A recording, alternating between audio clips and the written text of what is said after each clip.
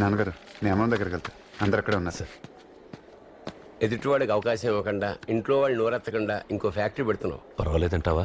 అందరూ బాగానే ఉంటారు కదా. ఇలాంటప్పుడే నీ కొడుకుని చూస్తే ముచ్చటేస్తుందిరా. ఎక్కడుంటే అక్కడ, ఎవళ్లతో ఉంటే వాళ్ళతో హాయిగా ఉంటాడు. నీలా అంటి పెట్టుకోవాలనుకోడు. మన ఊళ్ళో ఎంత ఉందో మనకు కావాలి కానీ అమరావతిలో ఎంత ఉంటే మనకెందుకురా? ఎరా మళ్ళీ కొండ మొదలెట్టేసావా? ఈసారి ఏ పక్క నుంచి? అప్పటి నుంచి నాది ఒకటే మాట రే, నెత్తుల మీద పెట్టుకుంటారు, ఇంకెక్కడైనా పెట్టుకుంటారు. కాలేజీ వాళ్ళు ఏదైనా వెళ్ళరా మీ బావగారు పక్కన ఉంటేని. చూడండి రా, ఇక్కడే తిరిగేవాడు, ఇక్కడే రంగులు అమ్మేవాడు. ఇంత గొప్పడు ఇప్పుడు ఇవాళకి అలాగే ఉన్నాడు. ఎరా నిన్నే దిక్కులు చూస్తావేంటి? మనకేమో మాటలు లేవు.